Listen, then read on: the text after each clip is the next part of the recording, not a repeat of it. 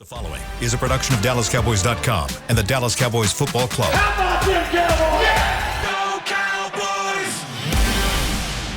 This is Talkin Cowboys. Streaming live from the Dallas Cowboys World Headquarters at the Star in Frisco. Pollard streaks in. Touchdown. Parsons has sacked it. Prescott keeps it, and he bangs it in for the touchdown. And now your hosts, Isaiah Stanback, Nick Harris, Josh Rodriguez, and Kyle Yeomans.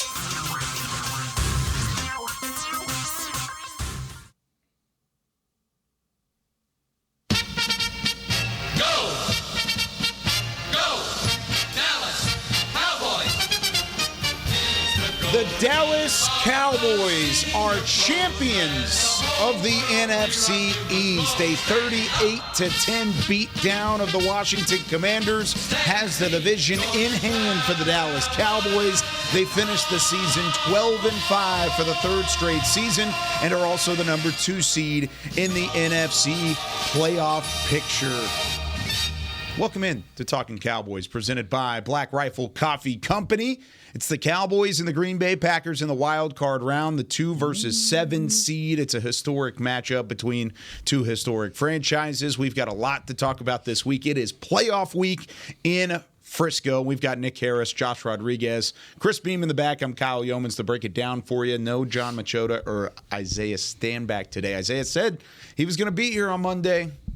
He just couldn't take the fact that the Cowboys won the NFC East. That's what it was. He just saw us in the gym and he got afraid. That's what it was. He went the opposite way. He didn't want to talk about a Washington team losing. That's what it was. There's that, yeah. Yeah, he's on his way down to Houston. Took his son late last night, and they decided to get a hotel room, go do the whole fan experience. So happy for him, and I know he's listening. I'm sure he'll probably call in at some point if I had to make a guess on Isaiah Stanback. He doesn't want to stay away from it too long.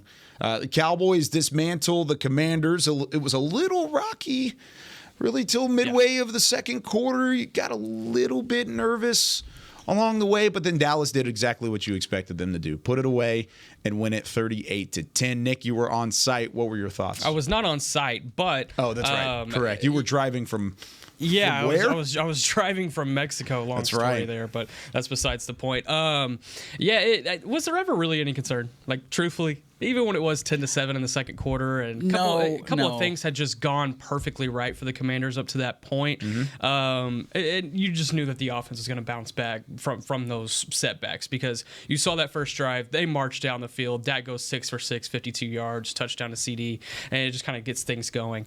Or was it Tolbert on the opening touchdown? It was Tolbert on the opening touchdown. I never really felt concerned. I really felt like this team was eventually going to move away with at least a 3-score win, and that's what happened. You saw that there were holes in the Washington secondary. There were a lot of guys in that game that had not had a lot of reps throughout the season. You know, that's good experience for those guys, but when you have that kind of matchup and you look on the other side and what that team is playing for, you just kind of felt like the Cowboys would eventually bounce back and win in the fashion that they did. But yeah, I think there were a lot of really positive moments that you could take out of this. I think one of the bigger ones, obviously, is just being able to take the ball away, limiting the run game. The defense did what they should do. Even in allowing 10 points, it kind of didn't really feel like they allowed it, because of the blocked field goal allowed them to push so far into the red zone, and that gave up a 10-point swing in a game that you won by 28. So, it's not a huge deal when you look at the concerns from yesterday. There were a lot of positives to take away, especially on the road. That can only help you going into the playoffs. And how about it, Kyle Yeomans? It's playoff time. Let's go. It is playoff time. Let's go. I mean, when they got up to 10-7, I was like, that's cute, but we're going to get the ball at some point. So... You know what I mean? Like that's nice. Yeah, that's cute of them. And also the desperation to go for 2 fourth-down conversions on their first drive. It's like, okay, we get it, guys, but no dice. Did y'all just see me fall on the chair? It went a lot lower than I wanted it to go, actually. I'll handle that. Your forehead's on the table. I think that was the thing. You expected Washington to be aggressive. Of course. Riverboat Ron Rivera, which, by the way, he was let go early this morning. I think even Eastern time, midnight, he was let go. And so he ended up going for it multiple times. They were going to be aggressive. They brought the house on the field goal block. That went perfectly for Washington. They picked it up, went all the way back deep into Dallas territory. You take the field goal block away, I mean, it's a 3-point game. I mean, right. Dallas dominated where they needed to dominate. They had some momentum on that opening drive, but I think I'm with you, Nick. I think the nervous level was not even really registering on the nervous meter yet. It was there. It might have been shaking the meter just a tad bit when it was 10-7. And if Dallas had the football, and if they didn't score there, then maybe it would have increased a little bit. But when Dallas was down 10-7, they put together a 7-play, 71-yard drive. Tony Pollard caps it off with a physical run. He ran with a purpose. He ran downhill. I liked what I saw from Tony Pollard yesterday, even in limited touches again. But when they went down and took care of business the way that they needed to in that drive, that was when I said, okay, this is where it's starting to turn. Then they had the Donovan Wilson interception that then turned into the CeeDee Lamb touchdown right before the break. A couple touchdowns within about a 6-minute span. And then all of a sudden it's 21-10. You get the football to start the third. Yeah, that's kind of how I felt too. Whenever they had that opportunity to double dip in the final 2.5 or so minutes of the first half, and then knowing that you get the ball coming out for the second half, whenever they scored to go up 21-10, that's when I was like, all right, so they're about to put this out of hand out of the break. And that's what they did. And that's what 4 consecutive touchdown drives will give you too. But yeah, I think offensive execution after that interception from Dak Prescott, which I don't know. I think I'd like to talk to Isaiah on that about whose fault it necessarily was. When you have a defensive lineman barreling down on you like that, do you throw that ball? But that'll probably be something we look at in the All-22 and have more discussion about. But other than that, offensive execution, I mean, you can't really complain about what happened yesterday. And you mentioned Tony Pollard, and I want to bring up something with Tony Pollard. And he didn't have the season that everybody expected him to, including himself. He said it last week. He's like, this is not the year that I wanted to have, but hey, this is team success, and we have an opportunity to do some really great things still. When you stack back-to-back 1,000-yard seasons, I don't care that there's 17 games in the season now. That's tough to do. Right. Now throw in a catastrophic leg injury right in the middle of that, and it takes away your entire offseason. You got to rehab it the entire offseason. You get back just in time for training camp. I got to tip my cap to Tony Pollard. I mean, that's tough to do. It would take down a lot of people. It didn't take him down. There's been a lot of discussion in the last couple of weeks in the fan base about Tony Pollard and, just how effective he is in this offense and, what his future is. I think Tony Pollard is built to be a Dallas Cowboy for a while. And the criticism there is warranted. Absolutely. It's not the season, like you said, and like he said, that was anticipated. There were expectations being put on the franchise tag. There were expectations along the way, but being RB1, did he live up to the expectations that were set for him? Absolutely not. Right. But was he a serviceable back that you can rely on and that helped you in your offense at times? Certainly. Yeah. And it took him about half the season to really look like Tony Pollard. I think outside looking in, I think just watching him run, watching his stride, I don't feel like he really hit it until about halfway through the season. Yeah, and he said that. He was, I don't remember when this was exactly. I want to say it was roughly like week 12, week 13, and somebody had asked him in one of his availabilities, they were like, where are you now compared to week 1? And basically what he said was like, yeah, I thought I was 100% in week 1, but I didn't really know until I started stacking games, and now here I am again, week 12, week 13. I feel how I was before the injury. And so Mike McCarthy talks about it a lot. It really takes guys a full year, sometimes even more, to come back from injuries like that. Tony Pollard did it in the fashion that he did. I'm fairly confident that if he's a Dallas Cowboy next year, he has a better season. Tony Pollard specifically, 17 carries, 70 yards. He eclipses the 1,000-yard rushing mark, 6th running back in team history to do so. Calvin Hill, Tony Dorsett, some guy named Emmitt Smith, DeMarco Murray, and Ezekiel Elliott were the 5 before Tony Pollard to do it. And like you said, it was 17-game season, but it still holds weight. 1,000 yards is a milestone for sure. Speaking of milestones and offense, Dak and CD again. I mean, it's gotten to the point where it's clockwork for CeeDee Lamb to go off for multiple scores or 100 yards. He didn't have both in this game. He had 98. yards, 2 touchdowns, though. 13 carries on 13 total targets. Dak has been looking for CeeDee Lamb, and he's been finding him more often than not. How special has that connection been? I think they are the hottest wide receiver quarterback duo in the league, and it's pretty awesome to say as a Cowboys fan. And you see all of these teams year by year, and you see teams stacking up wins like that with a duo like that. To see that here with CeeDee going off the way he is. Getting 15 touchdowns in 1 year. Granted, it's a longer season, but we haven't seen that since Dez. Yeah. So just shouts to him and shouts to that relationship that they have. They've really built a lot of trust together over the course of this season, more so even than CD's previous seasons, and he's looked great in those too. Yeah. So he's just getting better. Yeah, well, what is his peak? That's kind of what I think about right now. This is year four. Mm-hmm. Yeah, and we're looking at a top 10 all-time receiving season that he just put together. The number 2 in the league in receiving yards, top 6 in receptions all time. I mean, he put together a lot of numbers this year that are just eye-boggling. And man, that that bag is gonna go thud on the table. Yeah, he's earned that money. He has, absolutely. Yeah, it's a statement season, and it came at a good time for him. Yeah, they need to get it done now. Yesterday. Get that thing wrapped up. Really quick, is there any other major receiver that is awaiting a deal? Because Justin Jefferson got his, Jamar Chase got his. Yes. So CeeDee's next on the market. I don't think they necessarily have to hurry up and do anything because I think he's going to be the one that resets the market. Yeah, he'll set the market for sure. Yeah, that money's going to be nuts. And I mean, it is going to be interesting, the fact that he does have the 5th-year team option. So he's under contract for next year, but you don't really want to wait until the end of next year. No, just get it done. That's a bad idea. And you have Micah coming up too. And Dak renewed this year. I mean, there's a lot of things that are there. Yeah. Don't make it work. This is the Cowboys. That's the good problem that you have, because this is a team, and I tweeted this out last night, but talking about a regular season that's well balanced across the board. NFL leader in passing touchdowns, Dak Prescott. Boom. 36 passing touchdowns for Dak. NFL leader in receptions, CeeDee Lamb. He finished with, 131 receptions? Something like that. That's insane. Yeah, it was nuts. That's an incredible season. 131 receptions. I'm just making sure that is the number. I can't find it on this sheet. 135. 135? Yeah, I just remembered. Wow. Yeah. Either way, he's the NFL leader in receptions. NFL leader in interceptions. DeRon Bland, who is another contract that at some point you're going to have to think about. 9 picks this year, 5 of which, of course, going back for a touchdown. NFL leader in pressures, Micah Parsons. He entered with 102, according to Pro Football Focus. That has been, of course, upped. We don't have the finishing number there, but he had a big enough lead that he's the leader in pressures.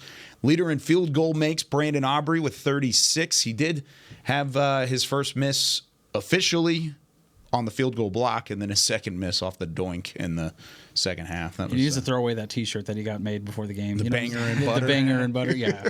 Just throw those out. It's a pretty sick T-shirt. Was there any? Oh, no, it's great, Yeah. but those are bad juju now. Was there any PTSD from Brett Maher at FedEx Field? A little bit, yeah. There had to really? be. For I mean, real? there had to be just a Yeah. little bit. I mean, it's not like, okay, this is happening again. No. I don't think it was necessarily No. like that, but it was like Him coming you back. just kind of look around the room. The fact that Dallas came back and had a 50-yarder and he was able to put it through in the fourth quarter, late minutes, that made me feel so was huge. much better. Yeah, for so sure. much better. And I'm sure it probably Brandon Aubrey's very, very even kill. He's not up and down. It's just not who he is as a personality. But it made me feel better, which I'm sure it probably made him feel a little bit better. What did the guys think? What did Nate and everybody? What were they saying? Well, the first one, Nate thought he jinxed, because you know how like Greg Olson on the broadcast was talking about, we jinxed it. It was the broadcast jinx, and it was kind of annoying. But whatever. Nate kept was saying, bringing it up. Yeah, and it's kept bringing it up. Nate Newton said the same thing. He was like, "Man, I jinxed him. I've been finally talking good about him, because he always talks bad about kickers. That's just kind of his spiel, his character." And Nate he talks bad about kickers, and he finally was like, "Man, when I finally talk good about them, then they miss a kick, then they get it blocked, and no one blocked for you, Brandon. That one's on me." Like Nate was blaming and it wasn't himself. even on Brandon Aubrey. That was just a clear. Thanks, Terrence Steele and misblock Tyler Biadasz. I know, right? Ended a good thing. 35 of 35. Either way, Brandon Aubrey, NFL leader in field goal makes, and then NFC leader in punt average, Brian Anger. So even though he only punted like 6 times this year. Hey, but it was He had another game 51.3 yards, yesterday with baby. 0. 50-plus yards. That's okay. Get That's it done big time. where you can. It really was a great regular season for the Cowboys. But when we come back, we know the setup now. Cowboys-Packers at AT&T Stadium, Sunday afternoon, 3:30 kickoff time on Fox. We're going to kind of preview that matchup a little bit and talk about the confidence level in this Cowboys team going into the postseason based off of what we've seen these last couple weeks. More Talking Cowboys returning in a moment. Todd thought it would be secure to jog in the cheetah savanna. Todd believed the big cat repellent he bought online was reliable. And now, Todd is trying to be faster than this cheetah that can run 80 miles per hour. But the good news is, Todd has AT&T 5G that is fast, reliable, and secure. And he learned the best thing to do is stop running and toss her the backpack with the beef stew. AT&T 5G. Fast, reliable, secure. It's not complicated. 5G requires compatible plan and device. 5G may not be available in your area. See att.com/5G for you for details. Black Rifle Coffee Company serves premium coffee to people who love America. When you drink Black Rifle coffee, you are directly supporting veterans, law enforcement, and first responders in your community.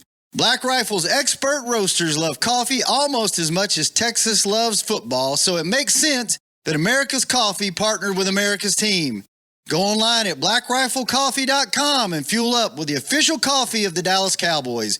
That's blackriflecoffee.com to fuel up today. Cowboys fans, after that move, we've just coined the term Rowdy Replay. Let's roll back the tape. Okay, there's our mascot Rowdy cheering on the boys, and now he's on his phone, on his Bank of America mobile banking app? Staying on top of his finances with his virtual financial assistant, Erica. Bank of America's digital tools are so impressive. Cowboys fans just can't stop banking. Learn more at bankofamerica.com/can't-stop-banking. Erica is only available in the English language. You must download the latest version of the mobile banking app, only available on select mobile devices. Message and data rates may apply. Member FDIC. Welcome back into Dear Doctor, the show where I answer life's questions with an ice-cold can of Dr. Pepper. Sheila, let's hear from our next caller, would you? Dear Doctor, my friend supported me during a tough time, but what's the right gift that says, thanks for being a shoulder to cry on? Okay, this one's easy. I say give her a delicious Dr. Pepper. Nothing says, thanks, girl, better than a one-of-a-kind soda. Yes, any Dr. Pepper flavor will do. Now, just a reminder that I don't need to be a real doctor to know that Dr. Pepper is the one you deserve.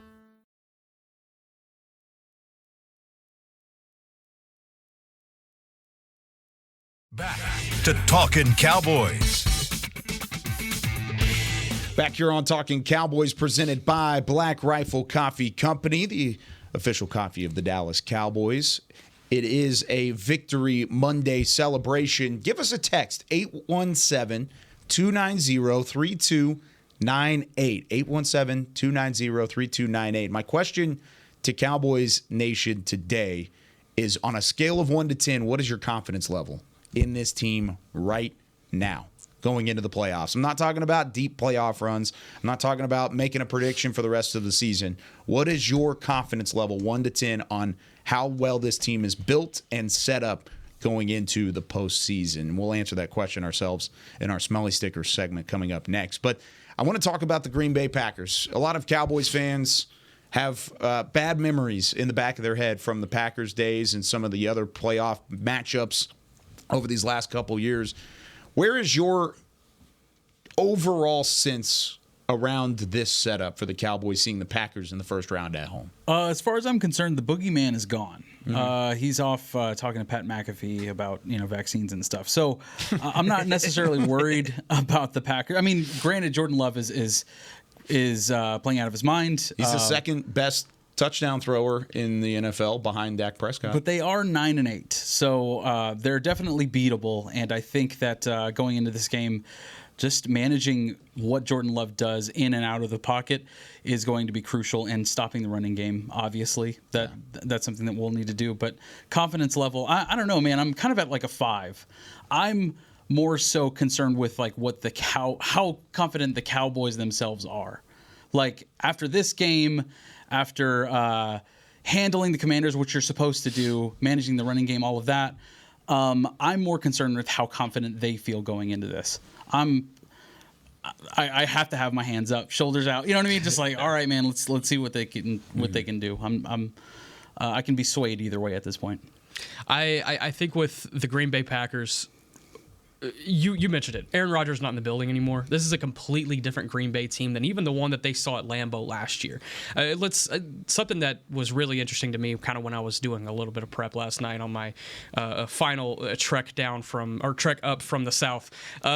This is their leading receivers in the entire season. Will go down really, really fast. Jaden Reed, rookie. Romeo Doubs, second year. Dontavian Wicks, rookie.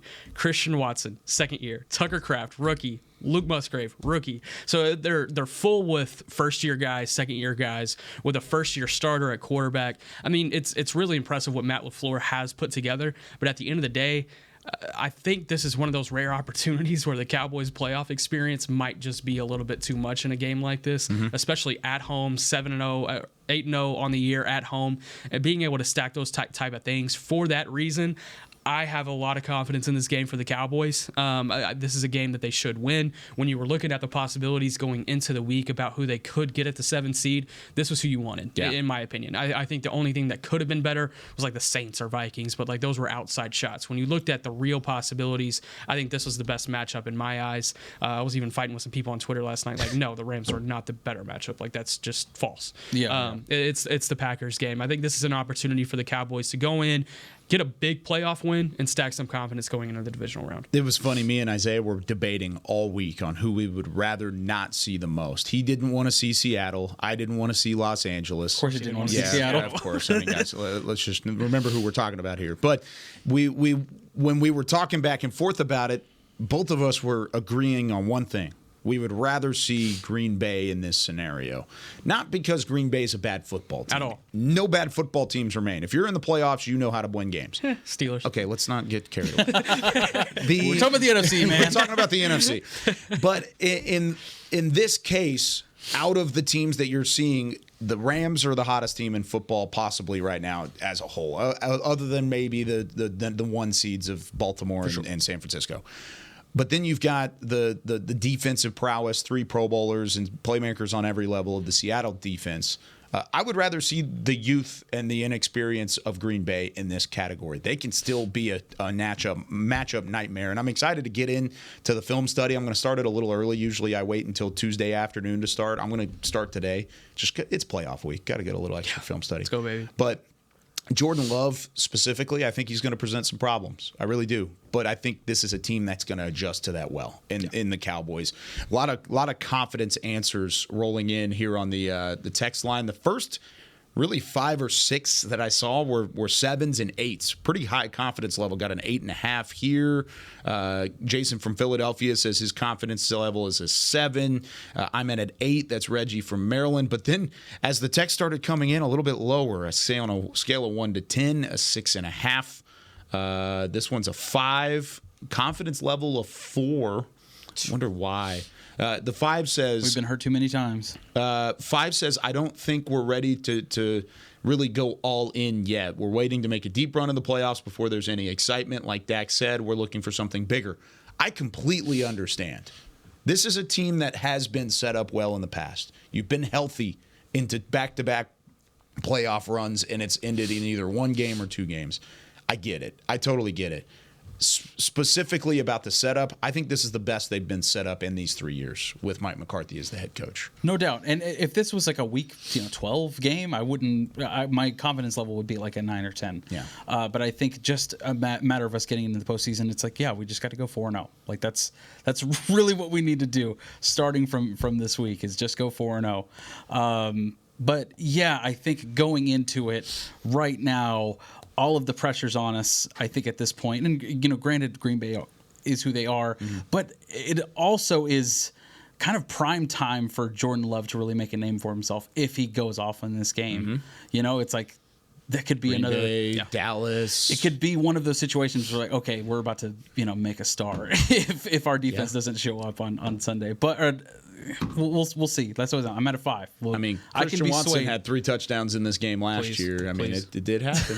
Please. That was like the Christian Watson coming out party too. Exactly. After that, he just exploded. Because there was nothing before that, and then he just blew up right after that game was over. So that's what I'm afraid of. Those happen very often with those Packers games, but we'll see what we can do. Along those same lines, what is your number 1 concern for this team right now? There are a couple of them still out there. This team's not perfect. It's it really is about the offense playing well and driving down the field and scoring points. That's really about it. I think the narrative is always there when we're not playing well, is that our offense just kind of sputters and just doesn't really, you just don't see them at their best, at their peak, which they've been so many times throughout the season. But in those big playoff games, it's like once the offense is derailed a little bit, it just snowballs. That's true. And as good as the defense can be, it's like there's nothing they can do if we're not scoring points, if we're not on a roll. I think that consistency factor, like you're mentioning, I think that's probably where you're going, is you definitely can look at that from the 4 previous games before yesterday. Yeah. And then yesterday, hopefully there's a little bit of confidence that you build off that. It is the Washington defense, and there was a lot of pieces that they had out, but maybe you take that confidence into the postseason. But I understand where you're coming from there. I think the biggest concern with me probably would be when I look at the Green Bay game, I don't see any immediate red flags. But when I look at the postseason as a whole, I worry about speed. I just worry about speed against the defense. They were able to control it against Miami. They were able to control it against some other teams this year. But when they have to line up against a 49ers in the NFC Championship game, or even the Eagles, they still have some speed. Yes, they've lost 5 of 6, but they have some speed. They have weapons. How can you contain those on a play-to-play basis and go from there? You're asking me right now. I think there's no excuse why this team should not make the NFC Championship game. I see that. Say it again. I see it. I see it very clear and put. I think this team should be traveling to Santa Clara in a couple weeks with an opportunity to bounce back from that Week 5 loss. We're playing at home. Thank you, whoever beats San Francisco. That's what I'm saying. I love how it's like not going to happen. It's already clear that I just don't feel like San that's going to happen Francisco's at all. That's the thing. If Dallas is in the NFC Championship game, there's one of 2 options. It's either in San Francisco or it's in Dallas. That's incredible. Give me San Francisco. Yeah. Give me San Francisco. You're going to have to beat the best teams. Don't ask me right now. Confidence level? You don't ask me right now. We got 2 weeks. We got 2 weeks. Ask me in 2 weeks. No, but I like it because it's like if we're going to make the Super Bowl, let's go against the best. Yeah, absolutely. And I truly think that the NFC Championship this year will be a better matchup than the Super Bowl. I think. I tell you what, the divisional round, it looks like you probably get Detroit. It looks like this team probably gets Detroit. Unless Matthew Stafford goes and does his thing in Detroit. That's a very valid point. Don't get me wrong. And then you get the Eagles. Either way, and then you get the Eagles. So either way, you're getting a pissed off team that lost at AT&T Stadium within the last 5 or so weeks, and you're gonna have to beat them again at AT&T Stadium. It's a tough thing to do. Yes, this team is 8-0 at home, but stacking those wins, it's a little bit more easier said than done. But again, I really don't feel like there's any excuse why this team should not be in the NFC Championship game. When you look at the 18 weeks of an NFL season, it used to be quads. You would look at it in 4 quad pieces, quarters of the season. Instead, now it's looked at as trimesters. So you look at it in 3 parts. You look at the final 6 weeks of the regular season. A lot of times, those final 6 weeks, as a franchise, will tell you exactly where you are. Dallas had their toughest trimester in the final 6 weeks. No doubt about it. Seattle, Philly, Buffalo, Miami, Detroit, and then they had the gimme at the end with Washington. But those 5 games, you learned a lot about your football team. You finished 4-2 in the final 6 weeks, and you had ups and you had downs. Josh was talking about consistency. Seattle, week 13, your offense won that game for you. 100%. Defense did not play well in that game. Seattle put up 35 points. Geno Smith, DK Metcalf, both had the game of their life, but your offense played well enough to win that game. Both came together for week 14, dismantled the Eagles. Neither one showed up in week 15 and got dismantled by the Buffalo Bills. So you've seen 3 games halfway through this final trimester, and you've seen 0 consistency. Then you go to Miami. Your defense plays well enough to win. Your offense does not. You go against Detroit. Your defense plays well enough to win. Your offense barely gets the job done. Barely. But you needed the defense to do everything they could in that game to hold Detroit to 19 points. And then you finally get all 3 again to come back together against Washington and win the game in a big way, even after a pitter-patter start against the bad team on the road. The consistency is my problem as well. My problem is you have to do that for 4 straight games. You got to win 4 straight games. And even when the Cowboys won 5 straight games earlier in the year, it was against teams like New York, Carolina, Washington, Seattle, and Philly. I want to see it put together, no doubt about it, through 4 games and get the job done like they can, but they just haven't done it yet. Yeah. And against the best teams in the NFL, no doubt. Because like you said, it's going to be Detroit. It's going to be the Rams, or it won't be the Rams in the second round. It'll be Detroit, Philly, Tampa Bay in the second round. One of those three teams is the team you would face in the divisional round. You got to get through Green Bay first, too, because they're hungry, too. So there are concerns. It's not perfect. We'll continue to break it down. I think there's X's and O's parts of it, too. I would like to see the run game continue to blossom because I think you need that in order to win some of these games. But hey, they are good enough to get the job done. You just got to put it all together for 4 straight games. Can I throw in a quick question here? Sure. This was asked very early on in the post-game press conference to Mike McCarthy yesterday, and he walked in, and Tad Carper, director of PR here, told him that it was going to be the Packers, and he walked up to the podium, and it was like that fast. And his second question, he was asked, hey, it's the Packers. You know, this is your old team. You know, how much are you looking forward to this matchup? And he was like, yeah, you know, to me, it's a playoff matchup. It's a playoff game. It doesn't matter who's lined up on the other side. He's like, I'm not going to buy into the drama this week about it. Like, y'all can, like talking about the media. Do you think there's anything in the back of his mind where it's like, oh, I'd really love to get a good big win over the Packers here, the team that, you know, gave up on me a few years ago? Oh, 1,000%, no doubt. There's got to be, as a human, I feel like there has to be. He's saying the right things. Absolutely, he's saying the right things. I'll let you guys worry about that behind closed doors. He's like, I've got to win this game. Let's get their ass. Yeah. He's gonna stand on business on Sunday for sure. Yeah. He's ready to go. I love it though. I love the element of the historic side of it. Plus, you talk about beating the best. I know the Packers aren't the Packers of the past, but beating the Packers would be almost like exercising some demons of playoff past for the Cowboys. Because you think about it, the road could be Packers, Eagles, 49ers. You talk about trying to exercise all of it out at once. There's one way to rip the Band-Aid off, baby. Make it happen. All right, when we come back, we've got some smelly stickers to give out from the 38-10 win as the Cowboys take down the Commanders, win the NFC East, and take the 2 seed in the NFC playoff picture. More Talking Cowboys here in a moment. They say champions are remembered, but legends are never forgotten. United Ag & Turf offers a winning lineup of John Deere equipment built to tackle any challenge on and off the field. Legendary John Deere tractors, combines, residential mowers, commercial mowers, compact construction equipment, Gator utility vehicles, and a full line of golf and sports turf equipment. United Ag & Turf, the official Ag & Turf equipment supplier of the Dallas Cowboys. Visit UnitedAgAndTurf.com to find a location near you. Are you ready to take coffee off your grocery list forever? Black Rifle Coffee Club is here to help.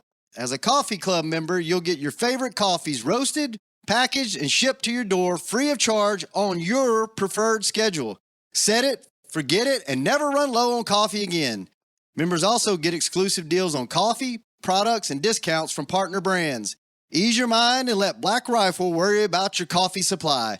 Go to blackriflecoffee.com to join the coffee club today. It's the official men's skincare brand of the Dallas Cowboys, Jack Black. And right now, Cowboys fans can get 15% off their $75 order. Plus, because every deal needs a playmaker, your order will include a free 5-piece skincare set and free shipping. The Jack Black Playmaker is 4 of Jack's favorites and a full-sized intense therapy lip balm. Make a play for the playmaker at getjackblack.com/Cowboys with the code CowboysVIP. That's getjackblack.com/Cowboys with the code CowboysVIP. Todd thought it would be secure to jog in the cheetah savanna.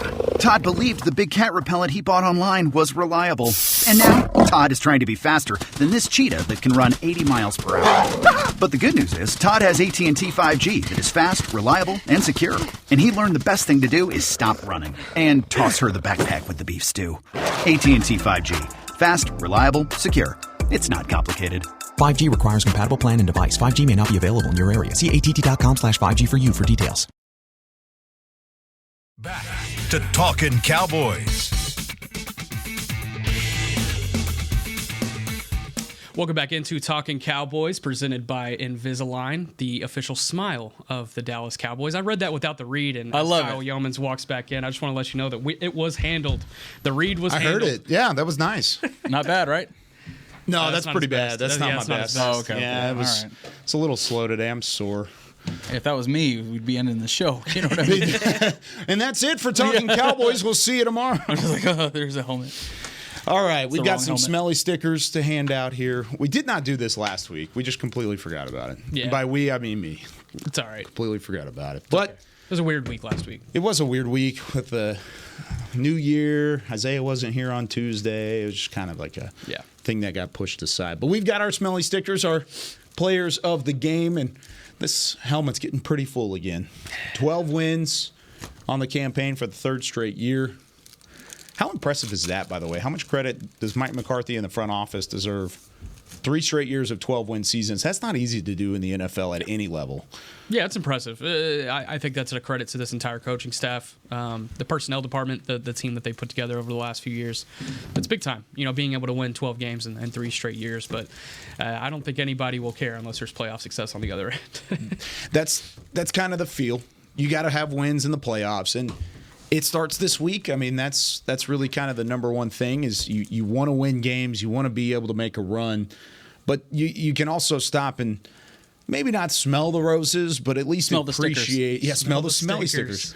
At least appreciate what this team has been doing. And they have been relevant and competitive over these last few years to the extent of at least being in the Super Bowl conversation, and they're doing it again this year. Let's go. All right. Are we kicking it off? We're doing this? Let's do it. What you got? Okay, I'm going to go with the pair of cherries. Okay. I'm going to give these to Dak because Dak showed some cherries yesterday and really went off, stood in the pocket with Zach Martin out, did his thing. And that CD touchdown where he's just like, he had all the time in the world, basically. Yeah. Zach Martin's not playing. You know what I'm saying? Like, yeah, all the time in the world, just kind of was like, CD, just kind of come over here and touchdown easy. It felt like a very Romo-esque. And shouts to my Romo fans out there. There you go. I like that. Yeah, my smelly sticker is not going to these two guys, but TJ Bass and Brock Hoffman definitely showed up yesterday. Like honorable mention. Very much so. Yeah. Smelly stickers. You know what? And they were very big time yesterday. Because that was a tough situation for them to go in. I've got these macaroons. These aren't my smelly sticker. This is just an honorable mention. I've got these. They look like macaroons or whatever. I don't even. Is that how you say it? Macaroon. Macaron. That's how you say it. What? Macaron. Okay. That's how you say it in French. Well, whatever that is. I'm talking French. There's 2 of them here. You got them from Patisserie. I'm going to give one of which to Brock Hoffman and the other one to TJ Bass, both of which were given really 0 time to fill in, especially Brock Hoffman. Hoffman was given less than 24 hours notice of, hey, Zach Martin's gone down with an illness and we need you to step up and play basically the entire ball. He just needed a word. Like, I'm playing okay. Yeah. He's ready to go. I will That's the say, eye black and that he did. we've seen this for Moxnard. Both of you guys were out there. He is as intense of an individual as you'll ever see. And you could see it on the field. And Isaiah and I were talking in the studio, and he was like, just please don't make it personal. We had that whole conversation about Deron Payne, and I know Jonathan Allen wasn't playing, but don't make it personal with those guys. Yeah. And he was like, Brock Hoffman's going to make it personal. Here it goes. Definitely. Like, here's what's happening. He's one of the doggiest dogs on the team. Yeah, for sure. And Deron Payne had a few chances and didn't fully. Did he get a sack or no? No sack on Dak Prescott. Shouts to them, man. Wow. Something really quick, too. It was announced, and 2 hours before the game, that Zach Martin has an illness, but he's expected to play. Just letting everybody know he's on the we got an email. We got a PR email from it, and I was like, okay, tweet it out real quick just in case it became something bigger, and it did. And Brock Hoffman has been taking backup center reps most of the season. He has been getting work at guard during practice, but he has been almost primarily backup center. So to be able to step in at right guard at that moment and do what he did, that's big time. And that speaks to the trust. My smelly sticker, and look, I would love to make this game specific, but I'm going to make this a little bit season specific, and I'm staying on the offensive line. There was a guy who suffered a very big injury this past season in 2022 and played every single snap in 2023 until he was pulled late in the fourth quarter yesterday, and that's Terrence Steele. And he fought a lot of criticism earlier in the year, had a 4-sack game given up against Philadelphia Eagles, bounced back, had a really solid stretch on the back half of the season, had a couple lumps here and there, but the trust is high at right tackle. The worth is there at right tackle. Didn't give up any sacks yesterday. I don't believe gave up any pressures. Terrence Steele, you got my smelly sticker today. That's a good one. I like that. How many times have we talked about Terrence Steele throughout the season? It's very few and far between, and that's a good thing for an offensive lineman. Well earned, that smelly sticker. You better tell him, like, hey, man, I have this sticker that I gave you. I gave you a sticker. I put it on the helmet just for you. It's and a he's whole like, thing. get away from me. Okay. I did tell That's what he Brandon said. Cooks about our smelly stickers. He thinks it's a funny segment. All right. I've got this Brandon donut. Cooks, come on the show. Yep, there you go. Brandon Cooks. Invite's always open. I've got a donut. It's a pink frosted donut here. You know what a donut also resembles? Zero. A zero. And that's the amount of people in the NFL that can cover CeeDee Lamb. Yeah. Come Oh, on now. let's go. That's the amount of people that can cover CeeDee Lamb. That's the amount of individuals that have more receptions than CeeDee Lamb. And honestly, right now, I'm not afraid to say it. That's the amount of people in the NFL as receivers that are better than CeeDee Lamb. Let's Zero. go. He is the best receiver in the NFL right this second, and you can't tell me otherwise. Most receiving yards, receptions, and receiving touchdowns since week 6 of the NFL season. That also just happens to be the time when CeeDee Lamb said, hey, throw me the rock and let me carry this thing. And then guess what he did? He did it. They threw him the rock, and he carried this thing. Yeah. CeeDee Lamb, you get my smelly sticker. It's the icing on the donut. I love CeeDee Lamb, but I'm taking Justin Jefferson. Wow. So Get sorry, off my guys. podcast. I'm so sorry. Are they in the playoffs? The Vikings? Definitely. Oh, not. okay. Definitely well, not. then he missed 7 games We're and he only had a talking about 1,000-yard playoff season, teams. though. I'm just saying, like, that's. we're talking about playoff teams here, Nick. No, but I'm with you. I think CeeDee Lamb, coming into the season, really quick on this, coming into the season, there was still kind of rhetoric being left behind about can he be a consistent wide receiver 1? Is he even worthy of being an 88? And, I think he came in and shut everybody up on that instance. And I think the biggest thing that he fought in the preseason was, is he a top 10 receiver in this league? And I think he's firmly a top 3. So that's big time. Who would be the top 3? Is it Jefferson, Hill, and Lamb? You better not say A.J. Brown. Yeah. Oh, No. He's been better than AJ this year, especially. I'm not a huge A.J. Brown guy. I'm really not. He's had a dude. great year, but I'm not a huge A.J. Brown guy. He's still a dude. And Also, prayers up to him. yeah, I was about to say, he went through a nasty injury yesterday.